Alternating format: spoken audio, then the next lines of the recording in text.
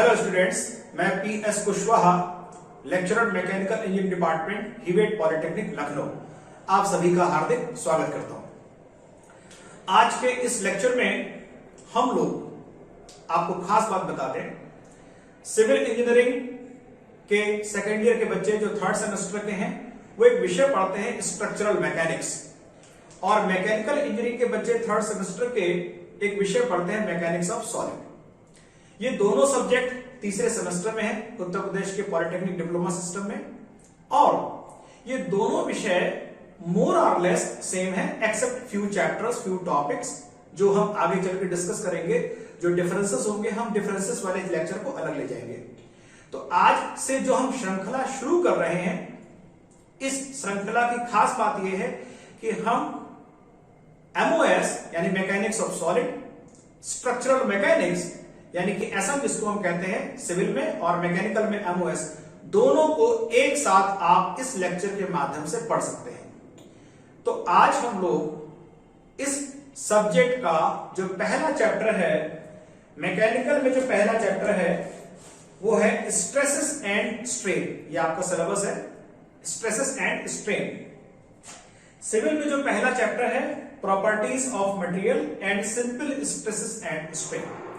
सो more और less both chapters are same, दोनों chapter same से ही हैं। कुछ टॉपिक्स, एक दो टॉपिक हैं वो हम आपको बता भी देंगे कि ये सिविल के बच्चों के सिलेबस में है। तो ये लेक्चर अब शुरू होगा जिसपे हम सिंपल स्ट्रेसेस, तो इस पूरे लेक्चर की सीरीज को हम नाम देंगे simple stresses and strain. Mechanical के बच्चों में इसमें कॉम्प्लेक्स स्ट्रेसेस भी है, सिविल के बच्चों के लिए इसमें कॉम्प्लेक्स स्ट्रेसेस नहीं है। और मेरी एक सलाह है आप सबको, अपने पास एक रजिस्टर रखिए, इस सब्जेक्ट का रजिस्टर बना लीजिए कम से कम 200 पेज का। उस पे आप सिलसिलेवार आप नोट करते चलिए। तो अब जो हम सीरीज या श्रृंखला शुरू कर रहे हैं, इस श्रृंखला में आपको पूरा सिलेबस कवर करवाया जाएगा। तो ईमानदारी के साथ आप पढ़ते रहिए। तो इन दोनों को हम सिविल में पढ़ें या एमओएस में पढ़ें, एक कॉमन नाम से हम लोग पढ़ेंगे स्ट्रेसेस एंड स्ट्रेन। तो अब ये चैप्टर जो है पहला चैप्टर हम कहेंगे इसको, चाहे वो सिविल के लिए हो या मैकेनिकल के लिए, पहला चैप्टर इस नाम से हम लोग इसमें शुरू करेंगे।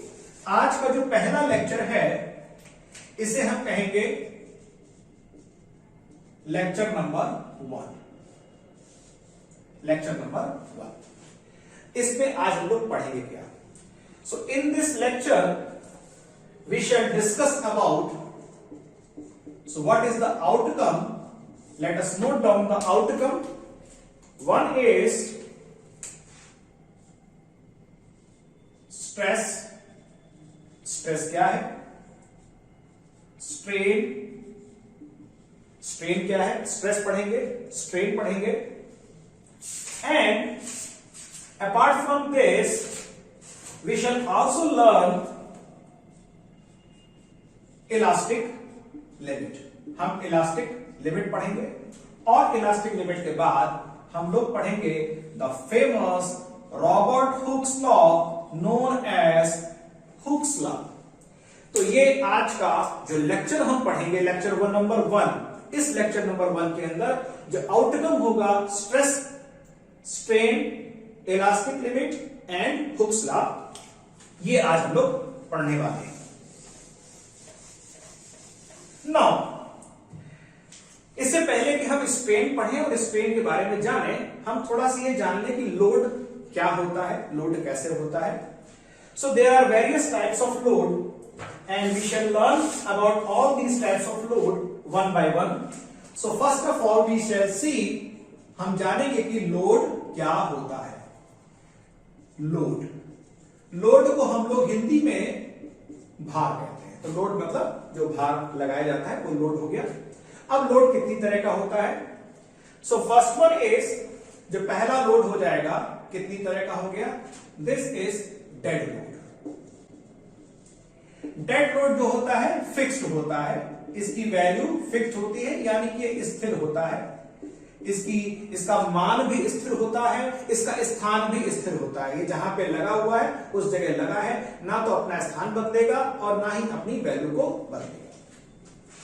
दूसरा लोड हो जाएगा live load. Live load live load जो होता है ये अपना मान बदल भी सकता है, घटा भी सकता है, इसका स्थान भी स्थिर नहीं होता। जैसे आप सपोज करो छत के ऊपर कोई एक लोड लगा हुआ है तो फिक्स है, छत के ऊपर कोई लोड लगा है तो फिक्स है, यानी कि डेड लोड हो जाएगा, पॉइंट लोड डेड लोड हो जाएगा। लाइव लोड, अब पुल के ऊपर से ट्रेन गुजर गई, पुल के ऊपर से ट्रैफिक गुजर रहा है, तो ये तो डायनेमिक लोड हो गया, चलायमान हो गया, तो इसको हम लाइव लोड कहते हैं। सो ये वेरिएबल होता है और इसका मैग्नीट्यूड यानी कि इसका मान, इसका परिमाण और इसका स्थान यानी कि पोजीशन, ये दोनों इसके परिवर्तनीय होते हैं, और जबकि मैग्नीट्यूड यानी परिमाण और स्थान डेड लोड का स्थिर रहता है। इसके बाद होता है लोड एक्सियल। एक्सियल का मतलब हो जाएगा अक्षीय। कैसा भार लग रहा है? अक्षीय भार। जैसे ये एक शाफ्ट है, एक रॉड है, रॉड का ये एक्सिस है। अब इस एक्सिस पे यहां पर एक लोड लग रहा है फोर्स F और ये फोर्स लगा है F। तो ये चूंकि लोड जो लग रहा है इसके एक्सिस के अलोंग लग रहा है, इसके अक्ष के अनुदिश लग रहा है, इसको हम अक्षीय भार या एक्सियल लोड कहेंगे। एक होता है एक्सेंट्रिक लोड। देखिए कितनी तरह के लोड होते हैं। एक्सेंट्रिक, एक्सेंट्रिक में क्या होगा, ये एक शाफ्ट है, शाफ्ट की ये एक्सिस है, लेकिन जो इस शाफ्ट पे लोड लग रहा है वो अक्ष पे नहीं लग रहा है, अक्ष से थोड़ा सा दूर से लग रहा है। तो इस तरह के हम लोड को कहेंगे, यानी इसकी जो लोड की लाइन ऑफ एक्शन है, जो फोर्स लग रहा है, उसकी जो क्रिया रेखा है इसके अक्ष से दूर है, ऐसे को हम एक्सेंट्रिक लोड कहते हैं। इसको हिंदी में उत्केंद्रक कहते हैं, उत्केंद्रक लोड।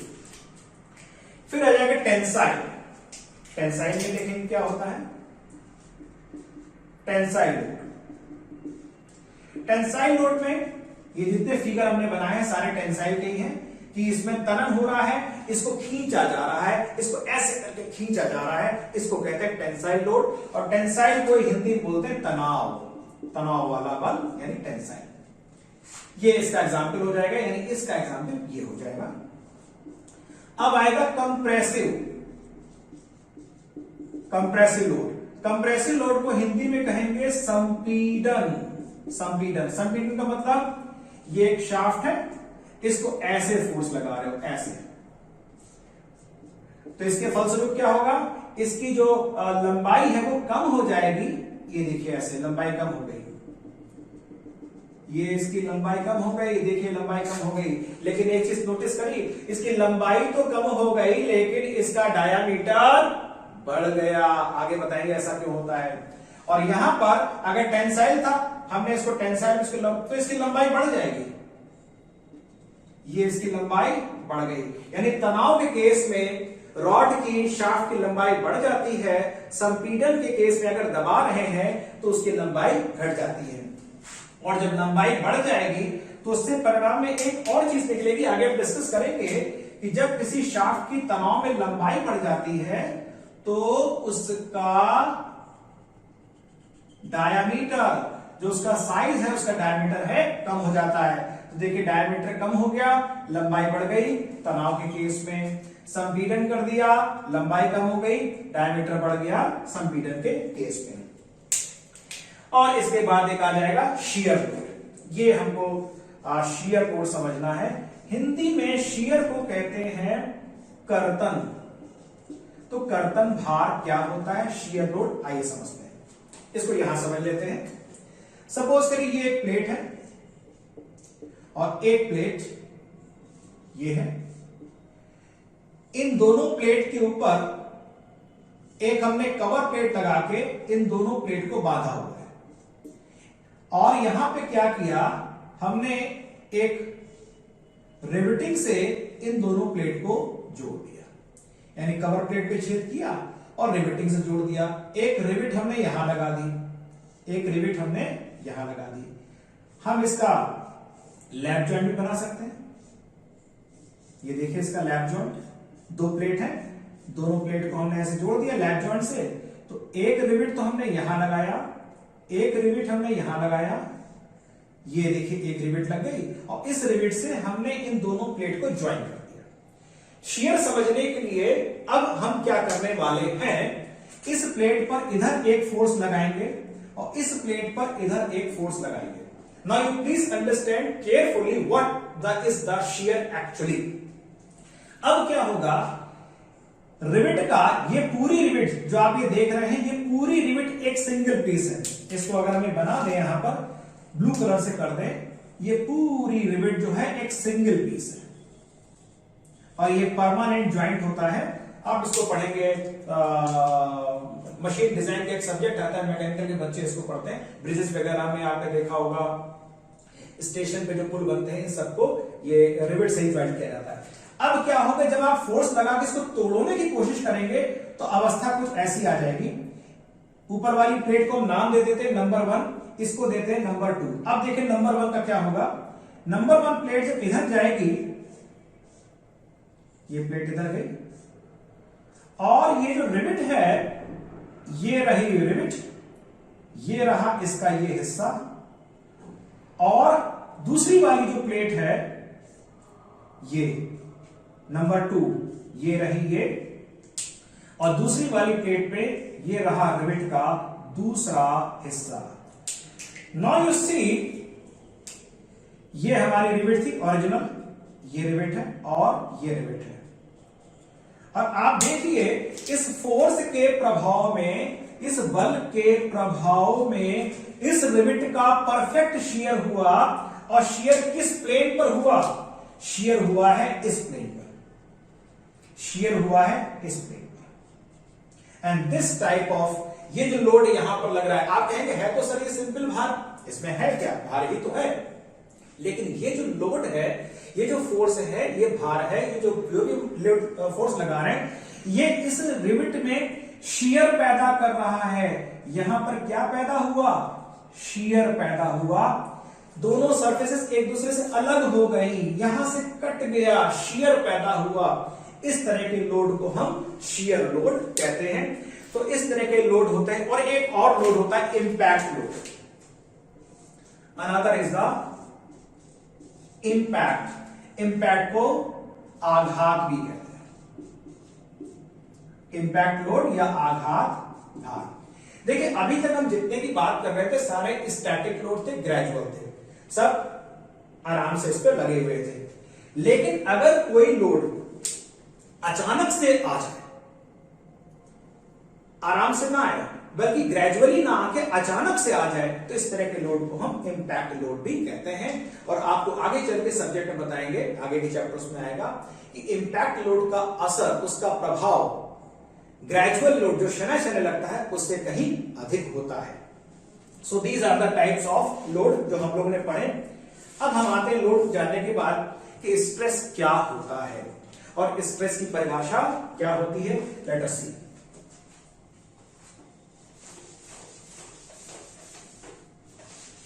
सो स्ट्रेस क्या होता है और स्ट्रेस की परिभाषा क्या होती है। सो स्ट्रेस को समझने के लिए पहली तो बात यह है कि स्ट्रेस को हिंदी में कहते हैं प्रतिबल। और मैं समझता हूं कि इसकी परिभाषा जो है आपको परेशान नहीं करेगी, क्योंकि इस शब्द में ही इसका अर्थ छुपा हुआ है। बल, बल का प्रतिबल, यानी बल का विरोध करने वाले बल को हम प्रतिबल कहते हैं। बहुत सिंपल है, देखिए समझते हैं होता कैसे। सपोज करिए एक रॉड है, इस रॉड को आप फोर्स लगाकर खींच रहे हैं, तो ये रॉड ऐसे करके इसकी लंबाई खींचेगी। इसके अंदर में जो परमाणु है, परमाणुओं के बीच की औसत दूरी बढ़ने लगेगी, जिससे रॉड की लंबाई बढ़ेगी। लेकिन आपको पता है कि जो परमाणु होते हैं वो हमेशा ऐसी दूरी पर रहते हैं जिस पर उनकी पोटेंशियल एनर्जी मिनिमम होती है और उनमें सदैव आकर्षण का बल लगा रहता है। लेकिन अगर दूरी बढ़ेगी तो आकर्षण का बल बढ़ने लगेगा, आकर्षण उसमें बढ़ने लगेगा, और वही आकर्षण इस रॉड को फोर्स हटा लेने पर वापस पुरानी अवस्था में लाने के में सफल हो जाता है। तो अगर इस रॉड को कहीं से ऐसे काट दें तो होगा ये ये तो आपने जो अपना ये बल लगाया ये है, लेकिन इस बल के विरोध में इसके अंदर बल पैदा हो जाएंगे जो इसका विरोध करेगा, इसके भीतर में। यानी ये जो फोर्सेस हैं ये इनके परमाणुओं के बीच में लगने वाले फोर्सेस हैं, जो फोर्सेस इस बाह्य बल का विरोध कर रहा है। यानी ये जो बल जो बने हुए यहां पर, ये पूरी तरीके से इस रॉड के आंतरिक बल है, इस बात को समझना है। यहां पे पहले लिख लेते हैं, ये जो बल है ये वाला, ये है बाह्य बल, बाहरी बल, एक्सटर्नल फोर्स। और ये जो बल हैं ये सारे के सारे हैं आंतरिक, इंटरनल। ये तो बात क्लियर हो गई। So these are the internal forces and this is the external force. लेकिन चूंकि ये रॉड इक्विलिब्रियम में है, साम्य अवस्था में है, तो जो आंतरिक बलों का मान होगा वो इस बाह्य बल के बराबर होगा। क्योंकि रॉड साम्य अवस्था में, रॉड भाग नहीं रही है, रॉड कहीं जा नहीं रही है, तो the magnitude of these internal forces is equal to the external force, but these internal forces will oppose the external force। यहां तो फोर्स की बात आ गई, अभी ये नहीं आया, अभी तो फोर्स की बात आ गई। तो आंतरिक बल, कौन से बल? आंतरिक बल। अब जरा एक चीज और देखिए, अगर ये सर्कुलर क्रॉस सेक्शन की रॉड है तो इस क्रॉस सेक्शन का अपना कुछ क्षेत्रफल भी होगा, कुछ एरिया भी होगा, क्षेत्रफल भी होगा। तो अगर ये आंतरिक बल, और ये बात हम समझ चुके हैं कि आंतरिक बलों का परिमाण बाह्य बल के परिमाण के बराबर होता है, तो आंतरिक बल यानी कि internal resistive forces, internal resistive forces, आंतरिक विरोधी बल को अगर इस रॉड के क्रॉस सेक्शन यानी जो फोर्सेस लग रहे हैं, फोर्सेस के परपेंडिकुलर जो सेक्शन है रॉड का, यानी जैसे रॉड को ऐसे खींचेंगे तो आपको क्या दिखाई पड़ेगा? सर्कल दिखाई पड़ेगा, क्रॉस सेक्शन। इसका एरिया, क्षेत्रफल, इसको अगर भाग दे देंगे, आंतरिक विरोधी बल को भाग देते हैं इसके क्रॉस सेक्शनल एरिया से, तो इसको हम बोलेंगे स्ट्रेस, यानी कि प्रतिबल। सामान्य भाषा में हो सकता है इंटरव्यू में आपसे बात पूछी जाए और वाइवा में पूछी जाए, तो सामान्य भाषा में तो आप ये भी कह सकते हैं कि साहब ये बाह्य बल फोर्स बटे क्षेत्रफल को हम प्रतिबल कहते हैं, ये स्ट्रेस कहते हैं। लेकिन अगर हम सही मायने में बात करें, सो ये है आंतरिक विरोधी बल, और आंतरिक विरोधी बल को अगर क्षेत्रफल से भाग दे देंगे तो इसको स्ट्रेस कहा जाता है। तो this is the right definition. The resistive force per unit area is known as the stress. आंतरिक विरोधी बल इकाई क्षेत्रफल पर जो लग रहे हैं उनको हम स्ट्रेस कहते हैं। इसका मात्रक क्या होगा? मात्रक देख लेते हैं। आंतरिक विरोधी बल न्यूटन होगा क्योंकि ये फोर्स है, और ये हो जाएगा metre square. So newton upon metre square, यानी इसका यूनिट हो जाएगा पास्कल। सो पास्कल या न्यूटन मीटर स्क्वायर पर metre square is the unit of the stress. यहां पर हम जानेंगे स्ट्रेस कितनी तरह के होते हैं।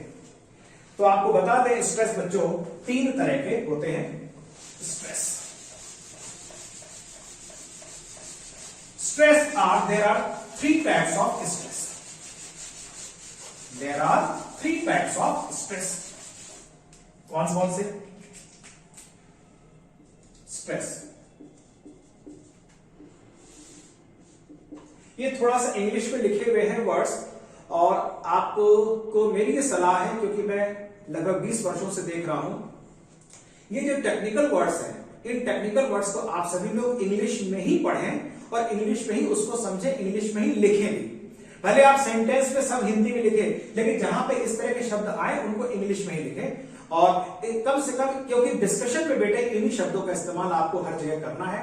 So I propose and I advise you all students to learn, use, understand these words in English.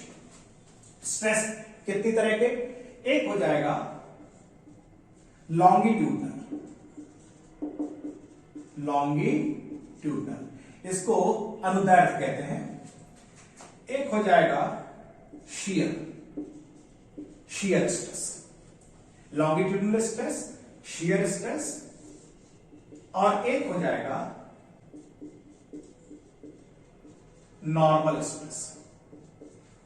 सबकी स्थितियां अलग अलग होती हैं। लेट अस सी, ये एक रॉड है, रॉड पर आपने एक फोर्स लगाया, F फोर्स लगाया, फलस्वरूप रॉड की लंबाई बढ़ गई। लेकिन हम जानते हैं कि अगर लंबाई बढ़ेगी तो कहीं ना कहीं उसका जो थिकनेस है वो थोड़ी सी कम हो जाएगी। रॉड का जो आर्मिक एरिया है वो A है, यही बताते हैं। दूसरे केस में ये एक ब्लॉक है, ब्लॉक सरफेस सपोज करिए नीचे के सरफेस पे फिक्स है, ये ब्लॉक नीचे के सरफेस पे फिक्स है। इस ब्लॉक पे ऊपर के सरफेस के पैरेलल हम एक फोर्स F लगा रहे हैं, जिसके परिणाम स्वरूप ब्लॉक का ये वाला जो पॉइंट है इसको नाम दे देते हैं A, इसको B, इसको C और ये D। तो A वाला पॉइंट शिफ्ट होता है, चूंकि C और D वाला जो पॉइंट है नीचे पे फिक्स है, ये आगे जाएगा। तो A वाला सपोज करिए यहां पर आ गया और B वाला सपोज करिए यहां पर आ गया। तो कुछ इस तरीके से शिफ्टिंग हो गई। AD ये लंबाई हम L मान लेते हैं, दिस लेंथ इज L।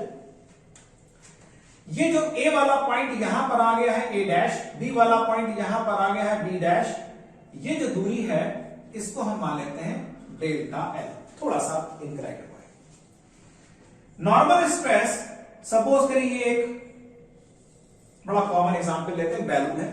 ये बैलून को आपने पानी के अंदर डाल दिया, थोड़ा गहराई में ले गए, तो पानी क्या करेगा, चारों तरफ से हाइड्रोस्टैटिक प्रेशर लगेगा। आप हाइड्रोलिक्स में पढ़ेंगे अभी चौथे सेमेस्टर में।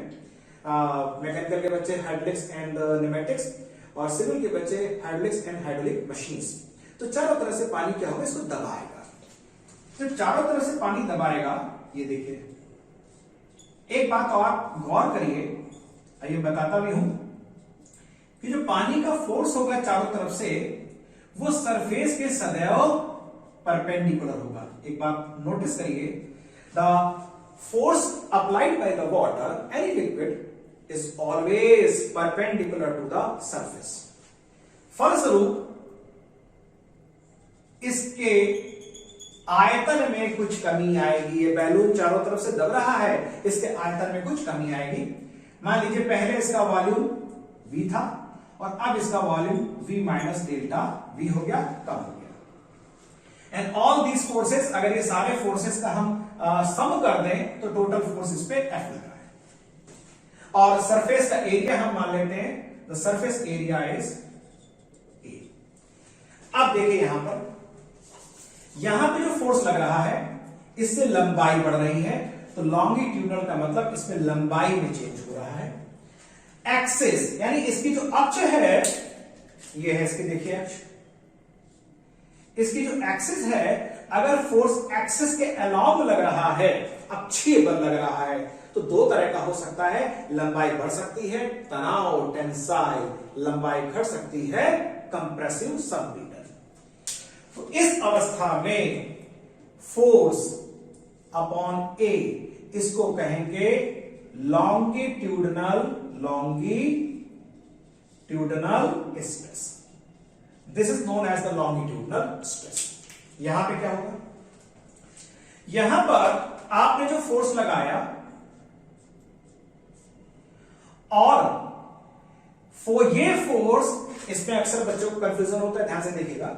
ये फोर्स इस ब्लॉक की जिस सतह के पैरेलल है, यहां पे फोर्स देखिए, ये फोर्स इस एरिया के परपेंडिकुलर है, तो वो एरिया लिया है।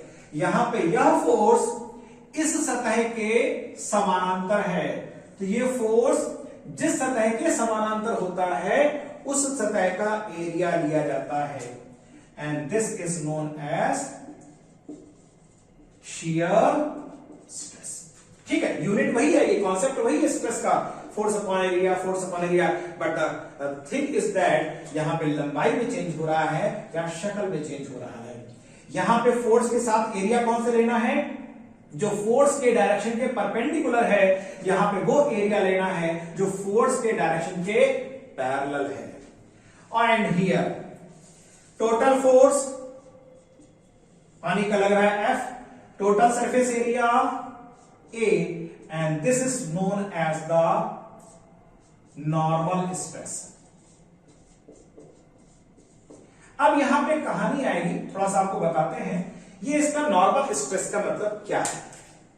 ध्यान से देखना, मैंने थोड़ी देर पहले आपको बताया था कि ये जो फोर्स लगेगा इस सरफेस पर अगर टेंजेंट डालोगे परपेंडिकुलर होगा, इस सरफेस पे टेंजेंट डालोगे परपेंडिकुलर होगा, यहां कहीं भी अगर टेंजेंट डाल दोगे तो परपेंडिकुलर होगा। परपेंडिकुलर के लिए ही एक वर्ड इस्तेमाल किया जाता है नॉर्मल, आपको पता होगा परपेंडिकुलर का मतलब नॉर्मल भी कहते हैं, और इसीलिए इस स्ट्रेस को हम नॉर्मल स्ट्रेस कहते हैं। This stress is known as the normal stress, this is the shear stress and this is the longitudinal stress. ये बात सबको समझ में आ गई। अब जैसे ही आपने स्ट्रेस पढ़ा एक चेंज कर देंगे, अब ये स्ट्रेन आ जाएगा।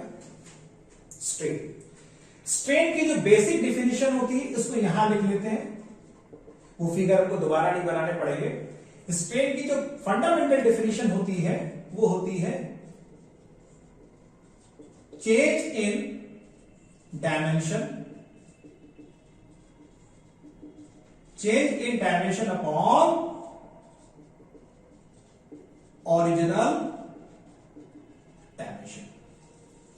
ये स्ट्रेन की बेसिक डिफिनेशन होती है। जब भी कुछ करेंगे तो साइज में चेंज आएगा। अब जो साइज में चेंज आया अपॉन पहले क्या साइज था, इसको डिवाइड कर देंगे। जरा ये सोच के बताइए, क्या स्ट्रेन की कोई यूनिट होती है? लेट अस सी। स्ट्रेन की बेटे कोई यूनिट नहीं होती, क्योंकि जो यूनिट इसकी है वही यूनिट इसकी है। इसका मतलब this is what, this is the unit less quantity. Okay, अब चूंकि स्ट्रेस तीन तरह के हैं तो स्ट्रेन भी तीन तरह के होंगे। So number one, longitudinal strain क्या होगा, ये रही चेंज इन लेंथ और ये रही ओरिजिनल लेंथ। ओरिजिनल लेंथ और चेंज इन लेंथ, कितनी लेंथ बढ़ गई। So change in length upon original length, यहां लिख देते हैं इसको, change in length upon original length is known as the longitudinal strain। देख लीजिए, चेंज इन लेंथ, कितनी लेंथ इंक्रीज करी, upon original length is the longitudinal strain. कोई यूनिट हो सकती है, कोई यूनिट नहीं हो सकती। आगे बढ़ते हैं। ये जो ब्लॉक था, ब्लॉक की ये जो ऊंचाई है DA, इसकी ऊंचाई L है। ये L ऊंचाई कितना शिफ्ट कर गई, A से A डैश, कितना, delta L। So delta L upon L या A डैश अपॉन DA इज shear strain। This is known as the shear strain। सब पकड़ते जाइए। हम थोड़ी देर के लिए यहां पर अगर इसको एक एंगल बना दे, कितना एंगल शिफ्ट कर गया, लेट 5 एंगल। ये 5 एंगल यहां पर शिफ्ट कर गया, इतना ये मुड़ गया है 5 एंगल। और ये वैल्यूज अगर बहुत छोटी हैं तो आप सभी लोग जानते हैं, if theta is very small then theta in radian is equal to theta in sine theta and is equal to ten theta. ये चाहे तो आप अपने कैलकुलेटर पर कर लीजिएगा। आप 2 डिग्री की वैल्यू निकाल लीजिए, 2 डिग्री को पहले रेडियन में कन्वर्ट कर लीजिए, फिर उसके बाद साइन 2 डिग्री की वैल्यू निकाल लीजिए, टेन 2 डिग्री की वैल्यू निकाल लीजिए, तीनों वैल्यू सेम आएगी for small theta. So for small theta हम इसको ये भी तो कह सकते हैं। इसको पहले तो हम कह देंगे इसको tan phi क्यों, a dash upon da perpendicular upon base tan phi, and for small values of theta this can be assumed as phi। तो shear strain को समटाइम हम लोग phi कहते हैं, ये वैल्यू रेडियंस पे आएगी। अब हमने यहां पर लॉन्गिट्यूडनल स्ट्रेन पढ़ लिया, shear स्ट्रेस shear स्ट्रेन पढ़ लिया, नॉर्मल स्ट्रेस पढ़ लिया। Now the normal strain. Normal strain को हम लोग यहां पर वॉल्यूमेट्रिक स्ट्रेन बोलते हैं। आप समझ सकते हैं कि वॉल्यूमेट्रिक स्ट्रेन क्यों बोला जा रहा है। रीजन यह है क्योंकि यहां पे फोर्स लगाने पर इसके वॉल्यूम में कमी आ रही है, इसलिए इसको बोलेंगे volumetric strain. And volumetric strain, volume ऊपर लिखते हैं, काफी नीचे हो जाएगा, यहां पे लिख लेते हैं, इसको हटा देते हैं। Volumetric strain is equal to change in volume upon original volume. Change in volume upon original volume is the volumetric strain. यहां तक सब बातें क्लियर हो गई। देख लीजिए किसी जगह पर इसका स्क्रीनशॉट ले लीजिए। एक ही फिगर में आपको बोर्ड पर लॉन्गिट्यूडनल स्ट्रेस मिल रहा है, लॉन्गिट्यूडनल स्ट्रेन मिल रहा है, शियर स्ट्रेस मिल रहा है, शियर स्ट्रेन मिल रहा है, नॉर्मल स्ट्रेस मिल रहा है, नॉर्मल एंड वॉल्यूमेट्रिक स्ट्रेन मिल रहा है। All these things are clear now. So जब हमने ये इन सब बातों को पढ़ लिया कि कितनी तरह के स्ट्रेस होते हैं और कितनी तरह के स्ट्रेन होते हैं, तो अब बहुत जल्दी से हम लोग इलास्टिक लिमिट पढ़ लेते हैं। बच्चों इलास्टिक लिमिट क्या होती है? आपने रबर को देखा होगा, रबर को आप ऐसे खींचिए तो ये खींचेगी, छोड़ देंगे वापस आ जाएगी। ये एक हमने एग्जाम्पल लिया था पीछे मूवमेंट ऑफ इनर्शिया में भी जब पढ़ रहे थे। ये देखिए टेढ़ा हो गया ना टेढ़ा, और जैसे छोड़ते वापस अपनी जगह आ जाता है, जैसे छोड़ते वापस अपनी जगह आ जाता है। सो हर पदार्थ के अंदर ये प्रॉपर्टी होती है कि उसके अंदर अगर हम उसको एक सीमा तक अगर उस पर फोर्स लगाएं, अच्छा पहली चीज जब फोर्स लगाएंगे तो उसके लंबाई में, उसके शक्ल में परिवर्तन होगा, उसकी लंबाई बढ़ेगी, शक्ल में परिवर्तन होगा। अब जब शक्ल में परिवर्तन होगा यानी उसके अणुओं के बीच की दूरी में परिवर्तन आएगा, तो अणु के परिवर्तन अगर जैसे आपने खींचा, अणुओं के बीच की दूरी बढ़ी तो वो वापस जाना चाहेंगे। इसमें अणु इधर जा रहा है तो वो इधर जाना चाहेंगे। यानी सदैव किसी भी पदार्थ के अणु, परमाणु अपनी अवस्था परिवर्तन का विरोध करते हैं। उसी के कारण हम जब फोर्स लगाते हैं उसकी लंबाई, चौड़ाई इनमें परिवर्तन आ जाता है, लेकिन जैसे ही छोड़ते हैं वो वापस अपने जगह को, अपने पुराने शेप को, पुराने स्वरूप को वापस पुनः पा लेता है। लेकिन किसी भी पदार्थ का यह गुण एक सीमा तक होता है। उस सीमा के बाद अगर आपने फोर्स लगा दिया तो उसमें जो भी विरूपण आया, जो डिफॉर्मेशन आया, जो उसकी साइज में परिवर्तन आया, फिर उसका साइज वापस जाने वाला नहीं है। तो किसी भी पदार्थ पर बल लगाने पर उसके आकार में आया हुआ परिवर्तन और बल हटा लेने पर परिवर्तन वापस हो जाए, वस्तु पुनः अपने पुराने आकार को प्राप्त कर ले, इस गुण को हम इलास्टिसिटी कहते हैं। प्रत्यास्थता, हिंदी में इसको हम प्रत्यास्थता कहते हैं। This property is known as elasticity. So elasticity किसी भी वस्तु का वह गुण होता है, प्रत्यास्थता, हिंदी में इसको हम प्रत्यास्थता,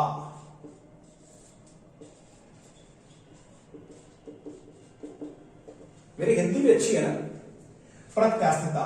तो किसी भी पदार्थ पर जब हम जब फोर्स लगाते हैं तो फोर्स लगाने पर उसके अवस्था में, उसके आकार में परिवर्तन आता है। फोर्स हटा लेते हैं तो वस्तु अपने पुरानी अवस्था को पुनः प्राप्त कर लेती है। इस गुण को हम कहते हैं इलास्टिसिटी, प्रत्यास्थता। लेकिन भाई हर पदार्थ की अपनी सीमा होती है, उस सीमा से ज्यादा फोर्स लगाओगे तो फिर वो जो अवस्था पर जो उसका आकार का परिवर्तन आ गया, फिर वो वापस आने वाला नहीं है। तो यहां से प्रत्यास्थता की सीमा आ गई। इलास्टिक लिमिट, तो किसी भी पदार्थ की, आप नोट कर लीजिए, किसी भी पदार्थ पर बल लगाने पर, किसी भी वस्तु पर बल लगाने पर उसके आकार में परिवर्तन आ जाता है। बल हटा लेने पर वस्तु अपनी पुरानी अवस्था को पुनः प्राप्त कर लेती है। When some force is applied on an object, the size of the object changes. If force is withdrawn, the body attains its original shape and size. ये तो इलास्टिसिटी हो गई। If यदि वस्तु पे लगाया गया बल एक तय सीमा से, निश्चित सीमा से अधिक कर दिया जाता है, तो उसके बाद अगर बल हटाया जाए तो वस्तु अपनी पूर्व अवस्था को नहीं प्राप्त कर पाए, तो उस सीमा को हम प्रत्यास्थता की सीमा कहते हैं। If force is still increased beyond a certain limit, after which body is not able to regain the original shape and size even with the withdrawal of the force, that limit is known as the elastic limit. Is it clear everybody? Okay. जब आपको elastic limit समझ में आ गई, तो यहां पर अब जिनका परिचय अब हम आपसे कराएंगे, उनको कहते हैं mister Robert Hooke. Mister Robert Hooke. Robert Hooke ने एक बड़ा ही फेमस लॉ दिया, हुक्स लॉ। उनके सम्मान में इसको हम हुक का नियम कहते हैं। ये बिल्कुल हम मिटाएंगे नहीं, क्योंकि इन सब की हमको जरूरत पड़ने वाली है। उन्होंने कहा किसी भी प्रत्यास्थ वस्तु में कोई भी इलास्टिक मटेरियल पे फोर्स लगाइए इलास्टिक लिमिट के अंदर, और फोर्स को हटा के छोड़ दीजिए, वो वापस चली जाएगी। ठीक बात, यानी सारा काम हमको with in the limit of elasticity करना है। तो यहां पे लिख लेते हैं with in the limit of elasticity. अब मैं इसको क्यों लिख रहा हूं? जब हुक्स लॉ की डिफिनेशन आएगी तो बच्चों ये डिफिनेशन यहीं से शुरू होगी, इसके बाद आगे जाएगी, इसलिए इसको लिख दिया with in the limit of elasticity. यानी हिंदी में अगर लिख दें प्रत्यास्थता सीमा के अंदर। अब आगे जाएगा, तो प्रत्यास्थता सीमा के अंदर रहते हुए किसी वस्तु पे लगाया गया प्रतिबल, किसी वस्तु पे लगाया गया प्रतिबल और उस पर उत्पन्न स्ट्रेन को हिंदी में कहते हैं विकृति। यह दोनों आपस में समानुपाती होते हैं। That means stress is directly proportional to the strain. ये है, this is the concept given by Robert Hooke. उन्होंने कहा प्रत्यास्थता सीमा के भीतर लगाया गया स्ट्रेस प्रतिबल और उसके कारण उत्पन्न विकृति यानी कि स्ट्रेन, इन दोनों के मान आपस में समानुपाती होते हैं। ये उन्होंने लॉ दिया। जैसा कि तीन स्थितियां होती हैं, लॉन्गिट्यूडनल, शियर, नॉर्मल। तो बेटे हर स्थिति में जरा इसको खोल लेते हैं। Stress is equal to some constant से E into strain. So E is equal to stress upon strain. इसको हम E जो लिखा हुआ है इसको कहते हैं कोफिशिएंट ऑफ इलास्टिसिटी, प्रत्यास्थता का गुणांक, कोफिशिएंट ऑफ इलास्टिसिटी। चूंकि प्रत्यास्थता और ये जो स्ट्रेसेस के केसेस हैं तीन तरह के होते हैं, तो बच्चों तीन तरह के स्ट्रेन हैं, तीन तरह के स्ट्रेस हैं, तो तीन तरह के स्ट्रेस और स्ट्रेन का अनुपात का जो ये गुणांक आएगा वो भी तीन प्रकार का होगा। एक इसके लिए, एक इसके लिए और एक इसके लिए। राइट? सो सबसे पहले इसमें अगर हम लॉन्गिट्यूडनल स्ट्रेस, इसको यहां लिखते हैं, ये हटा देते हैं। लॉन्गिट्यूडनल स्ट्रेस यानी F अपॉन ये वाला एरिया, और longitudinal strain delta L F upon area delta L upon L. So this value is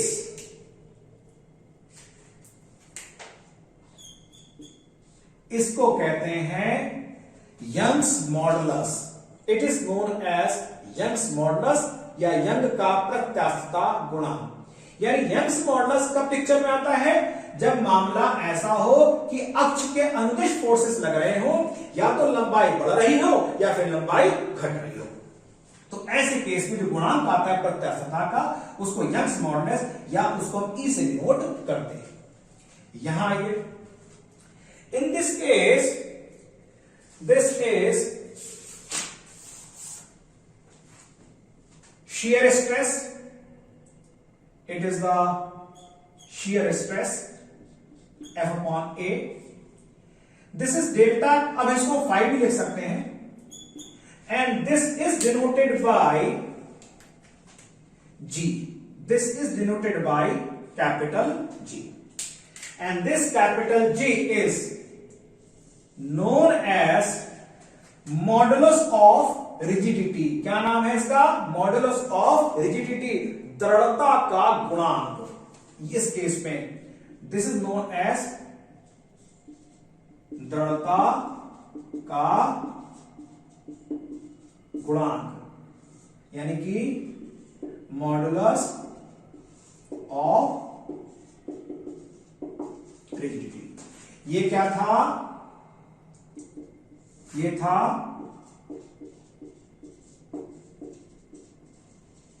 Young's modulus.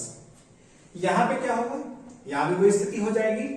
So here यहां लिख लेते हैं, इसको हटा देते हैं।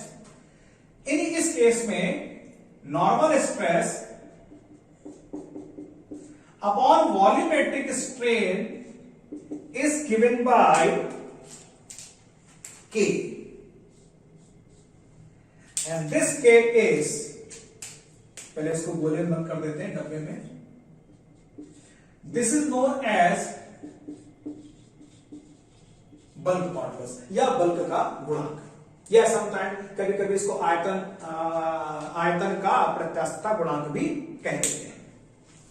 सो दीज आर द, ये एक ही पेज पर आप स्क्रीनशॉट ले लीजिए, प्रिंट आउट भी ले लीजिएगा। सिंगल पेज पर आपको लेक्चर 1 का सब कुछ मिल जाएगा। आपको स्ट्रेस मिल गया, आपको स्ट्रेन मिल गया, आपको लॉन्गिट्यूडनल के केस में तीनों नाम मिल गए। अच्छा, ये शेयर हम लोगों ने, जगह कम थी तो इसको मिटा दिया था, ये वाला शेयर वाला केस है। फिर यंग का प्रत्यास्थता गुणांक मिल गया, इसका बहुत इस्तेमाल होगा, पूरी इंजीनियरिंग में इसका इस्तेमाल आपको करना है। शेयर का इस्तेमाल, शेयर स्ट्रेस को Q से भी डिनोट करते हैं और F से भी डिनोट करते हैं। तो शेयर स्ट्रेस को Q और F दोनों से डिनोट किया जाता है।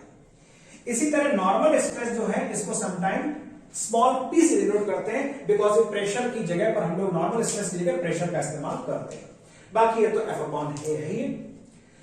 तो ये हो गया शेयर का गुणांक और ये हो गया नॉर्मल स्ट्रेस का गुणांक।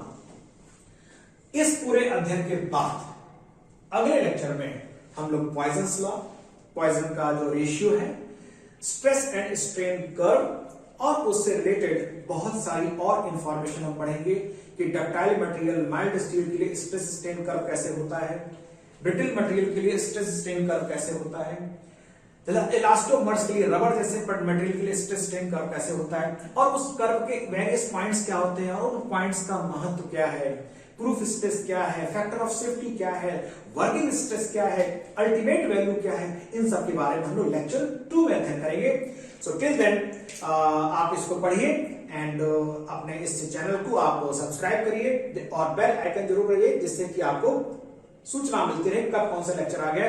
तो ये लेक्चर जो आपने शुरू किया है एक एक करके आपको एमओएस स्ट्रक्चरल मैकेनिक्स का कंप्लीट सिलेबस आपको यहां पर यूट्यूब पे मिलने वाला है।